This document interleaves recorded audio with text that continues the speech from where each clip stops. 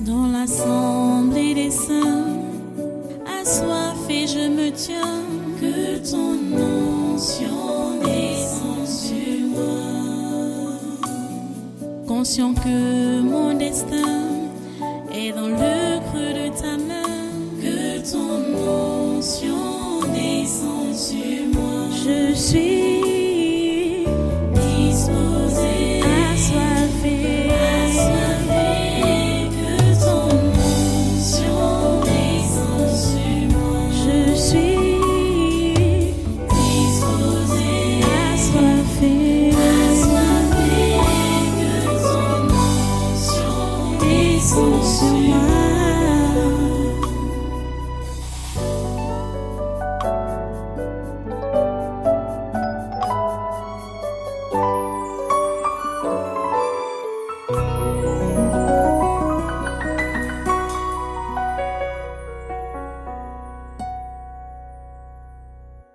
Alléluia.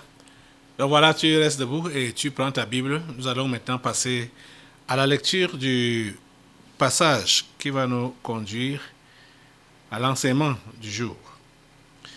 C'est toujours Matthieu chapitre 12. Matthieu chapitre 12. On ne va pas partir loin.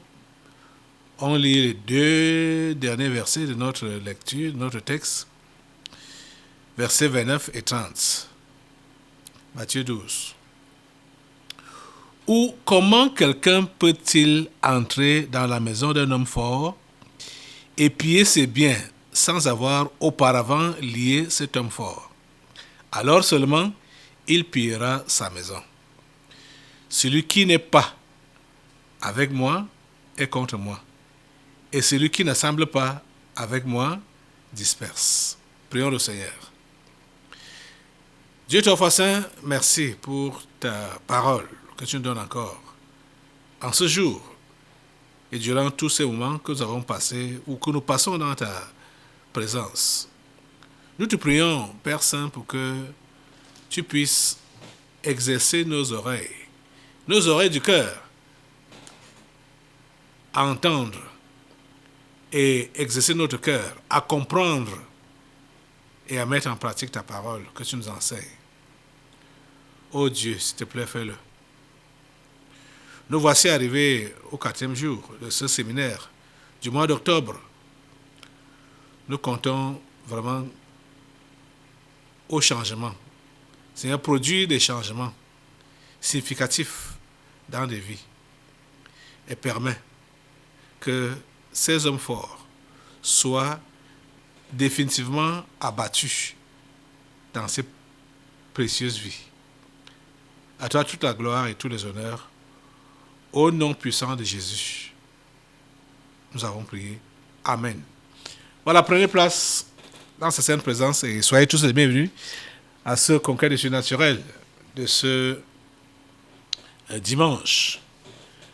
Nous sommes le 8 octobre 2023, l'année de grâce du Seigneur. C'est par sa grâce que nous sommes là, c'est par sa grâce que nous vivons. C'est par sa grâce que nous pouvons tout, parce que c'est lui qui nous fortifie. À lui toute la gloire et tous les honneurs, au nom puissant de Jésus. Donc voilà, les amis, vous devez en finir avec l'homme fort de votre vie et de votre famille. Vous voyez que c'est une affaire personnelle, hein? Chacun doit décider d'en finir avec l'homme fort de sa vie. Et c'est là que tu pourras être capable d'aider aussi les autres à se défaire de leurs hommes forts, bien sûr.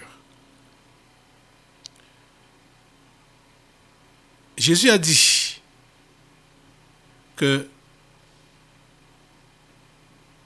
comment quelqu'un peut-il entrer dans la maison d'un homme fort et piller ses biens sans avoir auparavant lié cet homme fort?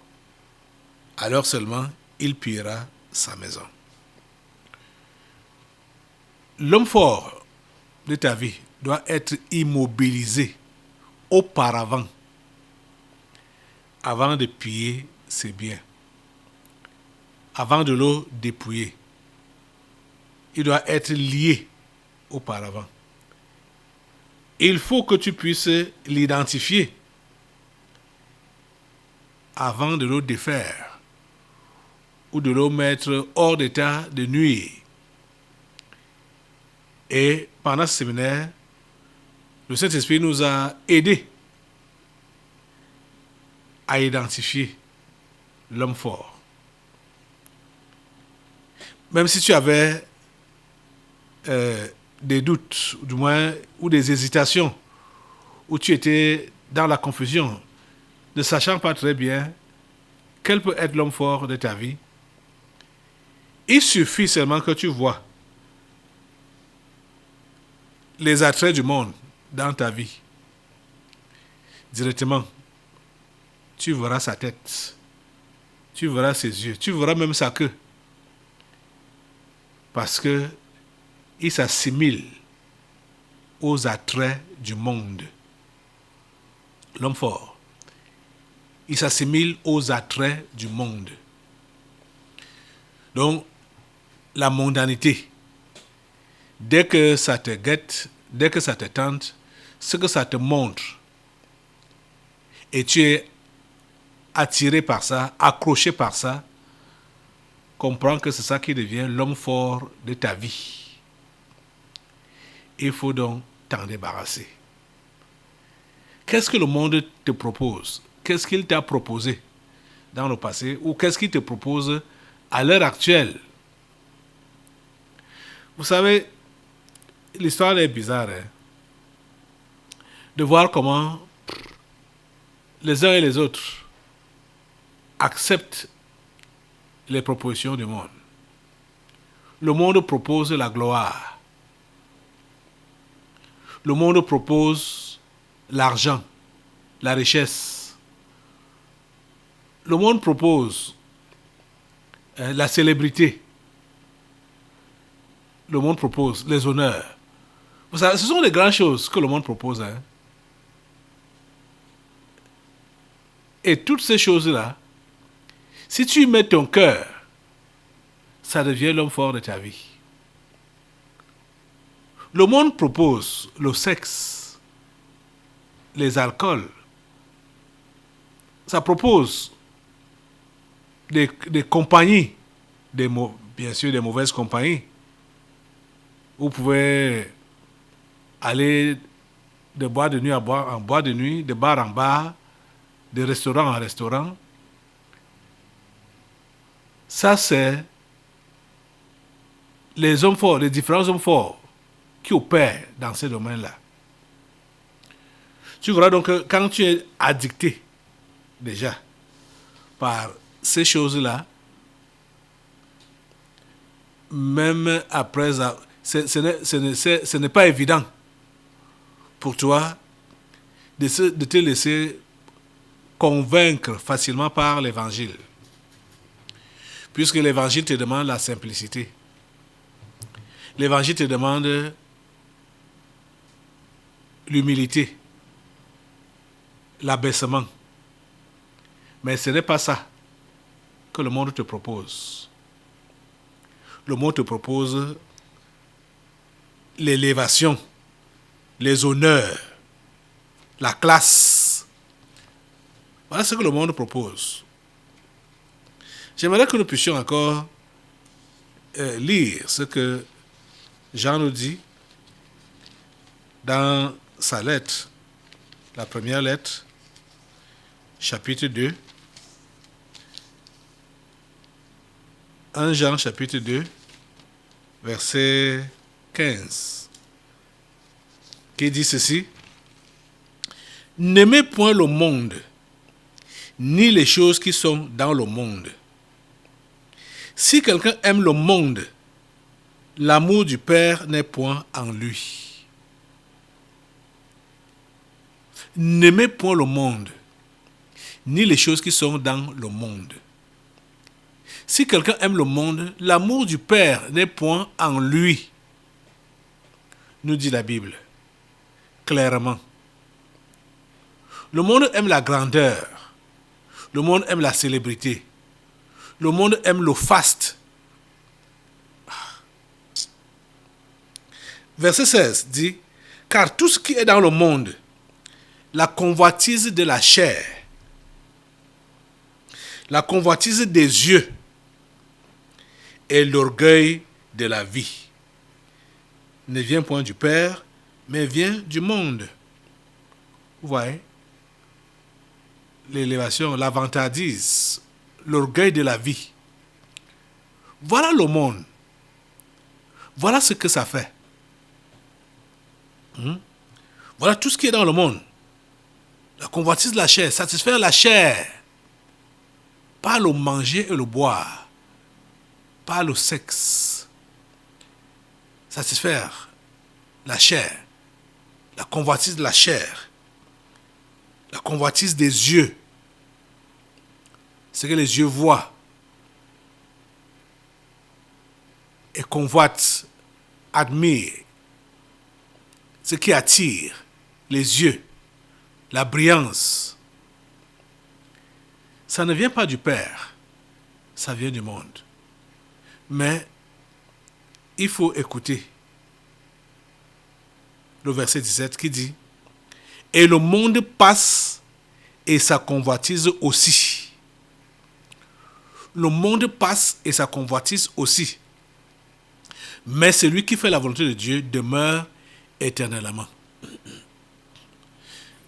Les gens ne pensent pas souvent à l'éternité.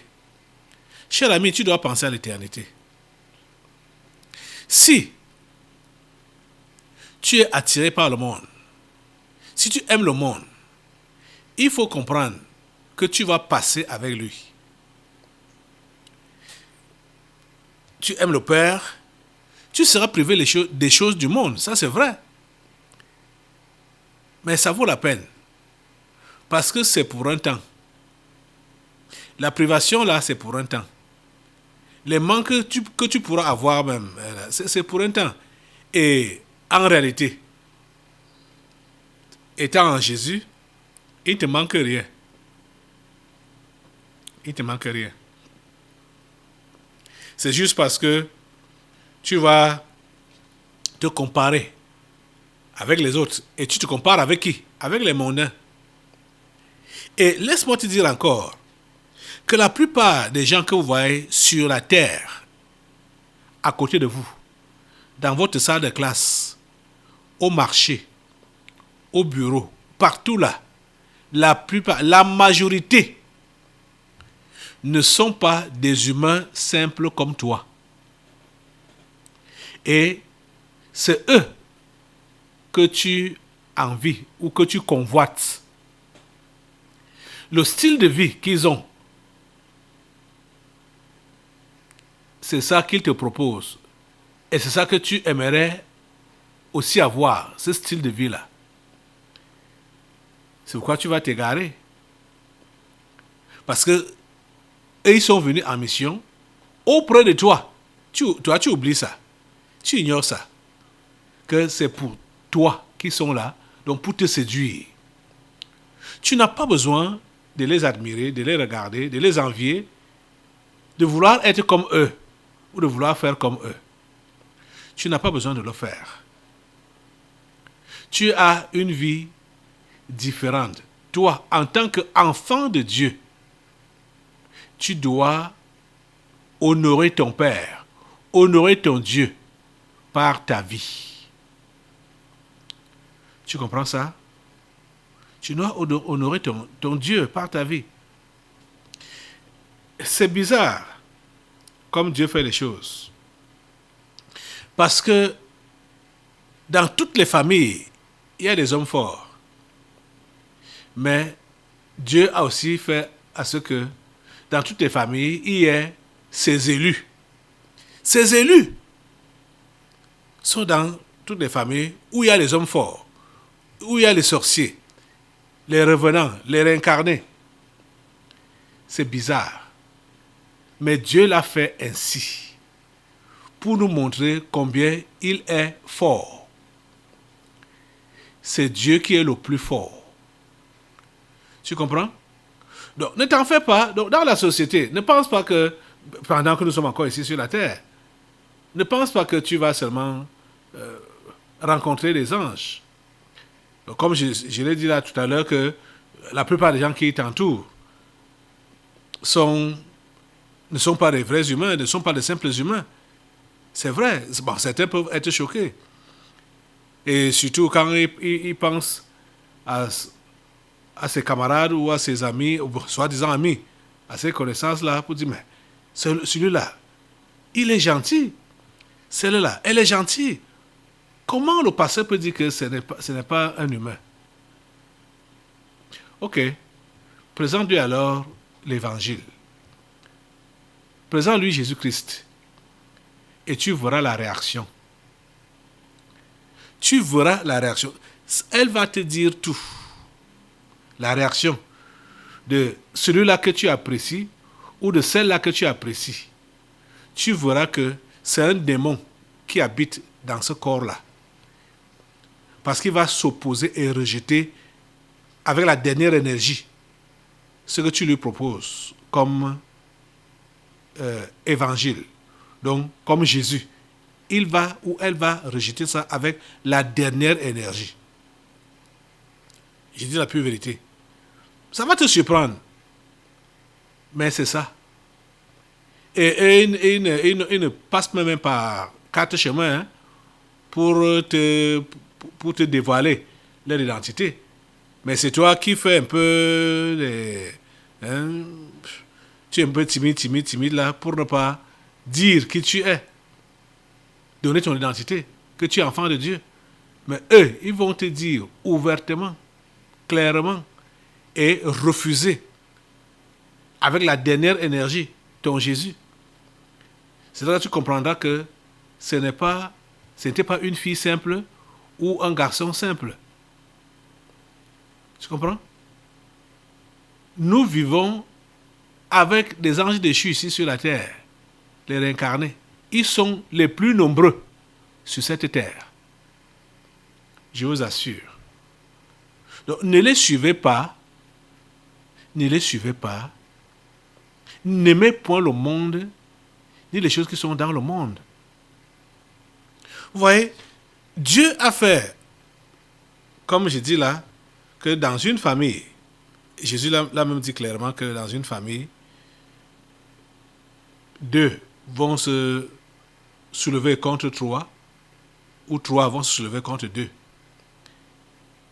Toutes les familles ont les gens d'en haut et les gens d'en bas. Toutes les familles ont les gens d'en haut et les gens d'en bas. Il faut que cette idée de tromperie quitte ta tête, où tu penses que dans ta famille, il n'y a que les saints, il n'y a que les anges. Personne n'est compliqué, personne n'est sorcier. Machin. Enlève ça là de ta tête. Même les enfants que tu as mis au monde, ce n'est pas sûr que tous les enfants que tu as mis au monde sont tous des humains simples. Ce n'est pas sûr. Écoutez un peu ce que nous voyons même depuis le commencement. Depuis le commencement, avec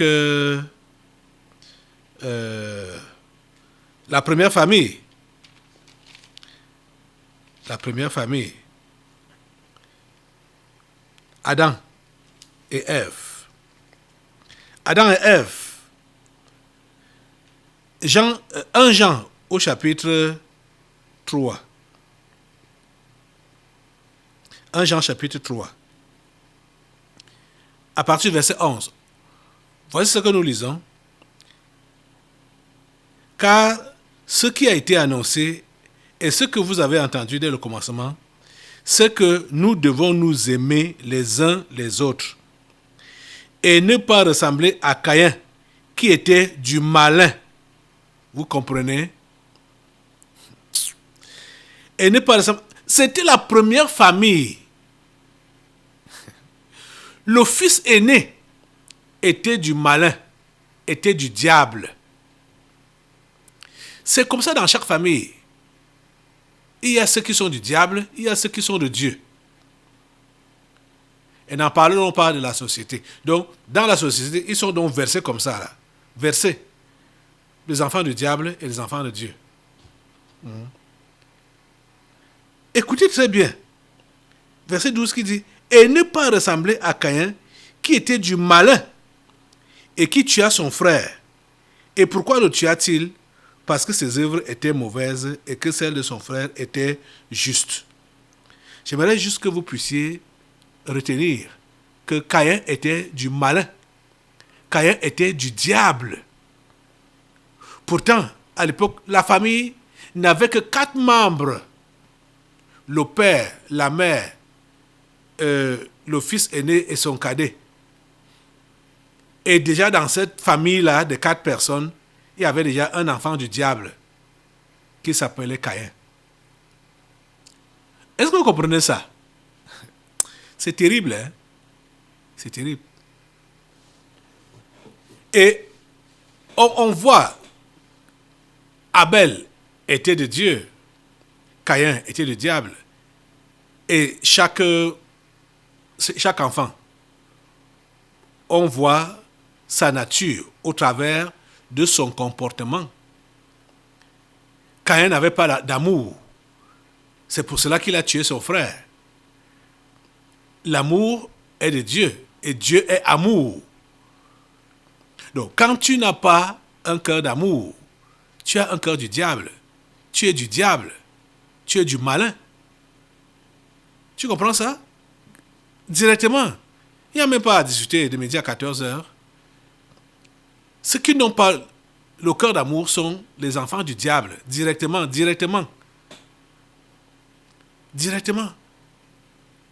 Vous voyez Caïn, qui lui a appris qu'il fallait tuer? C'est ce qui était dans son cœur. La haine qui était dans son cœur. Le meurtre, la criminalité qui était dans son cœur. C'est ça qui lui a dit d'éliminer son frère. Il lui a fait quoi? Son frère ne lui a rien fait. Juste par jalousie. Tu vois que quand tu es jaloux, tu es un meurtrier. Quand tu es jaloux, tu es enfant du diable. Tu comprends ça? Les amis, Dieu a fait ça comme ça. Voilà l'exemple depuis la première famille. Que dans chaque famille, on trouve deux classes différentes. Ceux qui sont de Dieu et ceux qui sont du diable. Et Dieu sait préserver ceux qui sont de Dieu. C'est pourquoi je vais te dire que quel que soit l'homme fort de ta famille ou de ta vie, peut-être qu'il a fait des ravages et tu as déjà même constaté ces ravages-là dans ta vie. Tu te poses la question, qui me délivrera? Dieu le fera. Dieu le fera. Il ne va pas te laisser. Dieu le fera. Qui me délivrera? Dieu le fera. Dieu te délivrera. Parce qu'il sait le faire. C'est pour cela qu'il te parle. Tu comprends? C'est pour cela qu'il te parle. Maintenant. Et c'est pour cela qu'il t'a parlé depuis. Je vais vous dire la pure vérité. Que vous qui venez ici au Tabernacle de la Liberté, vous n'êtes pas là par hasard. Dieu a un plan pour votre vie. Même comme je sais qu'il y a certains qui viennent là pour tenter Dieu. Mais ceux qui cherchent Dieu, vous n'êtes pas là par hasard. Et Dieu a un plan pour votre vie. Je ne sais pas ce que vous vivez. Je ne sais pas quel est votre combat. Je ne maîtrise pas votre homme fort. Mais cet homme fort-là n'est pas plus fort que Jésus. Cet homme fort-là n'est pas plus fort que Jésus. Jésus est plus fort que tous les hommes forts réunis.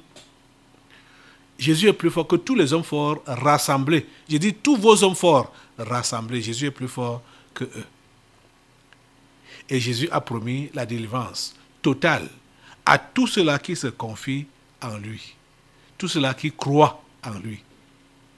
Il leur a promis la délivrance totale. Tu comprends ça? Donc, même si tu es donné, tu es même issu d'un homme fort. Et il y a des gens qui sont issus des hommes forts. Vous les connaissez même ici à l'Assemblée. Eh Seigneur, ta grâce, ta miséricorde. Vous savez qu'il y a des gens qui sont venus, qui sont issus tout droit de l'Uranus. Je ne sais pas là où c'est localisé là-bas, dans le firmament, au ciel là. Et vous connaissez également d'autres. Vous savez que leur géniteur ou génitrice est sorcier. Ils sont des sorciers reconnus. Mais eux, ils sont nés étant simples. Et aujourd'hui, ils ont cru, ils ont donné leur vie à Jésus. Ça, c'est Dieu qui fait ça. C'est la force de Dieu. Juste pour montrer qu'il n'y a rien qui le dépasse. Qu'il est capable de tout faire. Tu comprends, non? Donc, histoire de l'homme fort, Jésus le maîtrise. Jésus le maîtrise. Tu as compris? L'homme fort de ta vie, là, Jésus le maîtrise. Même s'il a fait des ravages n'importe comment. Certains d'entre vous, vous avez les histoires. Comment les hommes forts de votre vie, comment ils ont fait des ravages au niveau du sexe. Homme après homme, ou femme après femme. Ils ont fait des ravages. Mais ils ne sont pas plus forts que Jésus. Ils ne sont pas plus forts. Je vous assure, les hommes forts de votre vie, même s'ils ont fait des ravages n'importe comment, il y a d'autres qui ont fait des ravages dans les alcools. Dans les alcools. Les stupéfiants. Il dit que Jésus est plus fort que eux. Vous pouvez nommer, citer, dans quel domaine ces hommes forts-là ont orienté les membres de votre famille et vous-même. Mais je te dis qu'ils ne sont pas plus forts que Jésus. Vous savez, quand j'ai prié Dieu par rapport à ce que je vis tous ces derniers temps, je connais les défis, vous le savez, tous ces derniers temps, et j'ai prié Dieu par rapport à ça, et beaucoup de défis, hein. Dieu m'a fait voir quelque chose. Dans l'histoire de cet homme fort, ou l'homme fort, Dieu m'a fait voir quelque chose. Donc, juste pour me montrer que mon ami, tu ne connais rien. Tu n'as rien. Tu ne sais pas ce que tu dis. Parce que je t'ai fait sortir de loin. Je t'ai délivré des situations qui étaient pires que ce que tu vis à l'heure actuelle. À tous les niveaux. Spirituellement, physiquement, à tous les niveaux. Tout ce que tu peux vivre à l'heure actuelle, j'ai eu à te délivrer des situations pires que ça. C'est là qu'il me montre une vision. J'ai été dépassé par cette vision, je vous assure. Qu'est-ce que je vois? Je suis en train de me retrouver avec quelqu'un qui disait qu'il était un serviteur de Dieu, pasteur, fondateur d'église, et qui avait sollicité même que je puisse travailler dans leur dénomination. L'histoire là est partout ici, là en ville. Vous allez voir, vie et paix, vie et paix. Je ne connaissais pas son identité spirituelle. Je vous dis, ces jours-ci que Dieu me fait voir son identité spirituelle. Il ne vit plus, hein. Il ne m'aime plus. Mais je ne comprenais pas Il y avait des choses que je ne comprenais pas. Les amis, quand vous avez soit des traités ou des activités, des trucs qui traînent, qui ne marchent pas, comme vous avez planifié, ne soyez pas découragés et ne vous précipitez pas. Parce que Dieu seul sait comment il vous conduit. Dieu seul sait comment il vous conduit. Je vous assure que le Seigneur m'a fait voir que c'était des martiens, que c'était un martien. Vous savez, le genre, je ne sais pas si peut-être il y a le style, il y a un martien là qui a les veines sortent comme ça là, avec les fentes comme les blessures, c'est-à-dire violent. Tu vois même déjà ça, c'est violent là, c'est violent, que ça va seulement faire du mal. C'était un martien. Un martien. Et écoutez, j'ai mangé dans le même plat avec ce martien. J'ai dormi sous son toit avec ce martien. Oh. Quand j'ai vu la vision et j'ai vu le degré de violence que cet esprit utilisait pour vouloir m'atteindre, et Dieu m'a défendu, Dieu m'a protégé, et en ce temps-là, je ne savais rien. C'est tout récemment que j'ai vu la protection de Dieu. Je vous dis qu'en ce temps-là, je ne savais rien. Je ne savais pas ce qui se passait. Dieu l'a fait sans me montrer. Mais c'est tout récemment que j'ai vu ça. L'homme, je veux dire, l'ange déchu, voulait me détruire avec une extrême violence. Mais il ne parvenait pas à le faire. J'ai dit avec une extrême violence. Je ne sais pas si vous avez déjà vu ce qu'on appelle violence là. Une extrême violence. Mais Dieu me donnait, en ce temps-là, ça fait des années, hein, la force, plus que lui. Je n'en revenais pas. Je n'en revenais pas. Comment est-ce que je m'en sortais? Et cet homme, cet esprit, cet ange déchu, n'a pas réussi à me renverser. Il n'a pas réussi à me vaincre. Je vous assure. Quand je sors de la vision, étant vainqueur bien sûr, c'est là que je me rappelle de ce que j'ai entendu celui-là dire, cet ange déchu dire, face à face comme ça.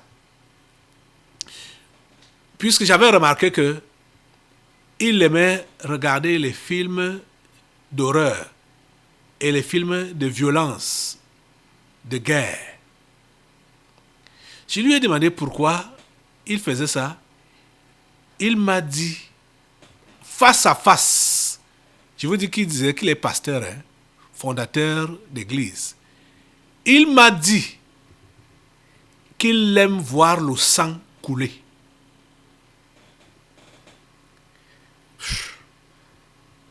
C'est la première fois que j'entendais un homme, quelqu'un qui dit qu'il est chrétien, n'en parlons pas que pasteur ou fondateur, qui dit qu'il aime voir le sang couler. Il me dit que j'aime voir le sang couler. Quand on tire comme ça là, la personne tombe, le sang coule, et la personne gît dans le sang, je suis content. C'est ça qu'il m'avait dit en ce temps-là. Physiquement comme ça là.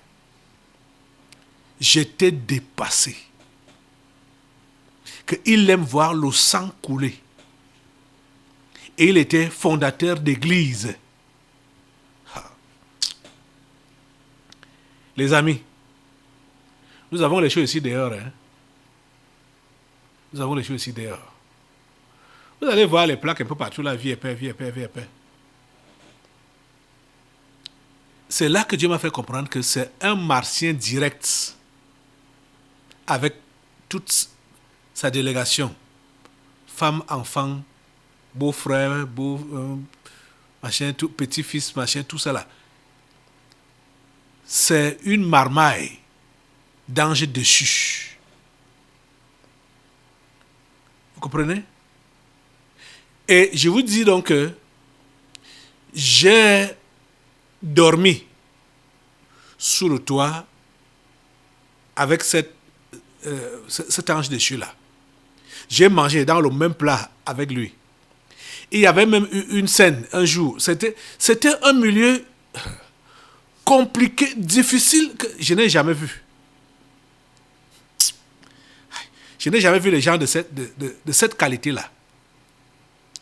Parmi ces fidèles, parmi ces fidèles, il y avait un là qui était séropositif et faisait déjà même la maladie.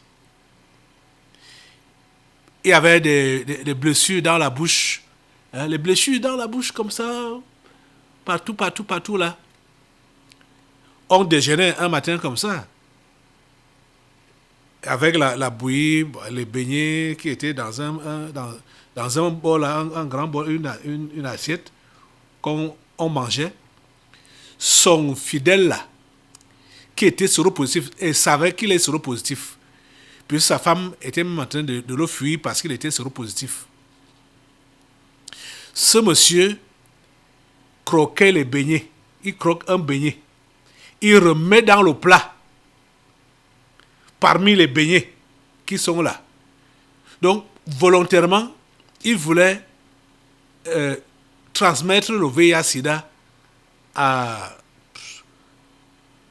l'un de nous. Bon, je vais dire, peut-être c'est moi qui ai été visé, puisqu'ils étaient dans leur club. J'étais le seul intrus. Vous comprenez ça? Je n'ai jamais vu des gens aussi méchants comme ça. C'était un club des martiens. Je vous assure. Et Dieu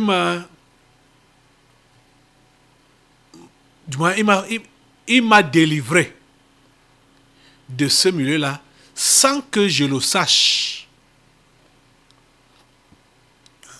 Tout ce que cet homme avait essayé d'initier avec moi, il a fait plusieurs voyages venant ici à Yaoundé pour dire qu'il va chercher un endroit, un emplacement pour que j'ouvre le ministère, le ministère ici là. Ça n'a jamais marché. Ça n'a jamais prospéré. Alors jamais. Moi-même, je ne comprenais pas. Qu'est-ce qui bloquait? Qu'est-ce qui retenait ça? C'est tout récemment, à la veille de ce séminaire, que j'ai cette vision et que je comprends. Où Dieu me fait donc comprendre que, mon ami, tu dis que tu as des défis. Tu as... oui, tu as des défis. Ce que tu as comme défi actuellement, ce n'est rien. Ce n'est rien du tout. Regarde où tu es passé. Regarde là où je t'ai délivré. À ton insu.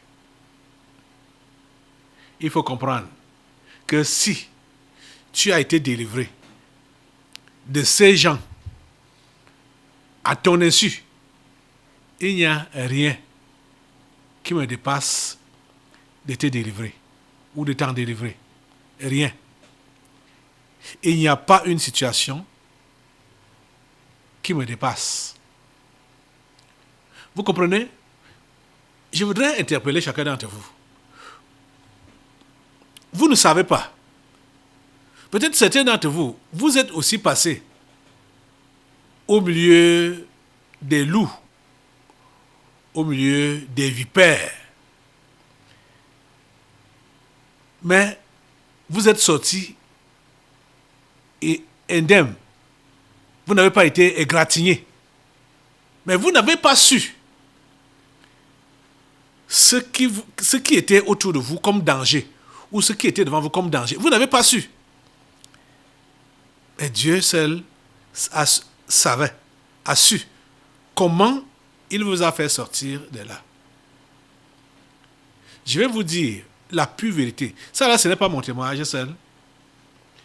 C'est juste pour faire comprendre que les situations dangereuses dans lesquelles Dieu nous fait sortir, sans nous faire voir, sans nous montrer, ces situations-là sont multiples et nombreuses par rapport aux défis que nous rencontrons et avec lesquels nous bagarrons maintenant.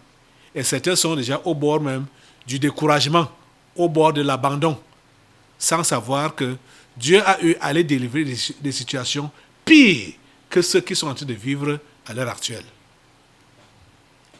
C'est ça que j'aimerais que tu comprennes. Que si Dieu t'avait ouvert les yeux pour que tu vois des situations pires dans lesquelles il t'a enlevé, il t'a délivré, tu n'allais pas te plaindre de ce que tu vis maintenant. Et tu n'allais pas croire que ton homme fort est plus fort que toi, que tu as déjà tant prié, tu as déjà tant jeûné et rien n'a été fait. Comme je reprochais certains hier là qui disent que j'ai déjà tout fait, j'ai déjà beaucoup prié, mais rien n'a été fait.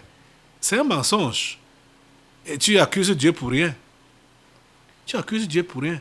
Tu ne peux pas savoir des situations difficiles dans lesquelles Dieu t'a délivré à ton insu.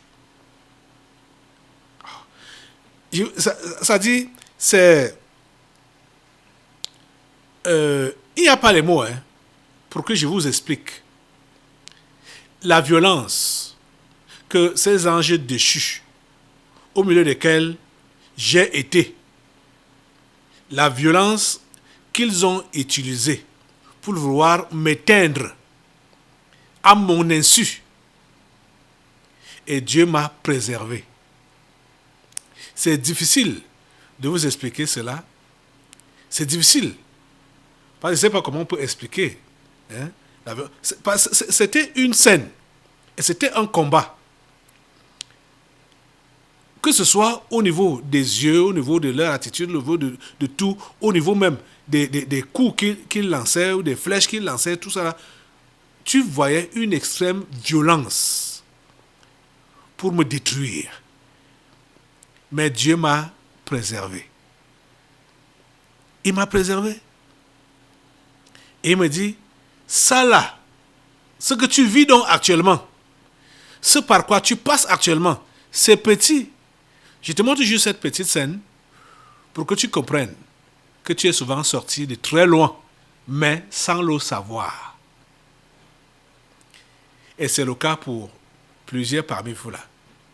Donc, ce que tu peux vivre maintenant là, comme défi, peut-être au niveau de ton corps, peut-être au niveau de ta relation avec Dieu, parce que ta relation avec Dieu est foirée depuis, peut-être avec un péché quelconque, peut-être avec, je ne sais pas ce que tu expérimentes vraiment là. Je te dis que cette situation n'est pas plus forte que Jésus. Et Jésus a eu à te délivrer des situations plus graves que ce que tu vis à l'heure actuelle. Comprends donc que ta délivrance ne relève pas... ta délivrance n'est rien. Ou lier cet homme fort-là et sortir de ses griffes, ce n'est rien.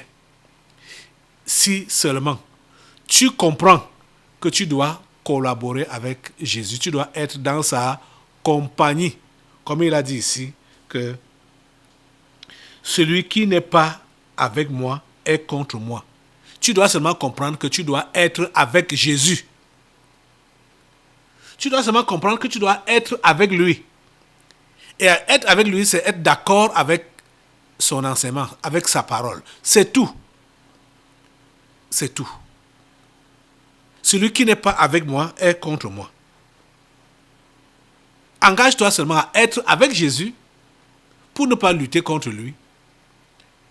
Si tu n'es pas avec lui, tu le combats. Qui peut le combattre et vaincre? Personne. Personne. Donc, arrange-toi juste.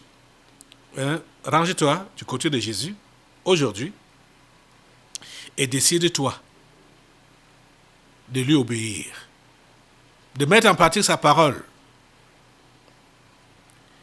Tu dois même lui rendre grâce parce que tu vis jusqu'à présent. Certains parmi vous, vous avez des parents sorciers, vous le savez, ou des parents anges déchus, vous le savez. Mais Dieu vous a délivré. Mais pourquoi est-ce que les petites situations que vous vivez maintenant là vous embarrassent et vous pensez que Dieu vous a oublié? Il ne vous a jamais oublié. Il ne vous a jamais oublié. Vous comprenez? Levez-vous sur vos deux pieds. Pour ce que tu ignores, dis-lui merci.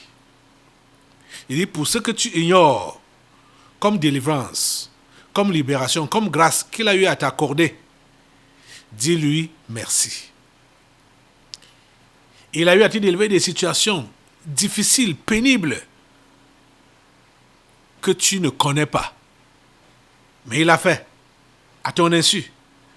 Dis-lui merci. Et ce que tu vis, le combat même dans lequel tu es à l'heure actuelle, avec cet homme fort, Jésus l'a vaincu. Dis-lui merci.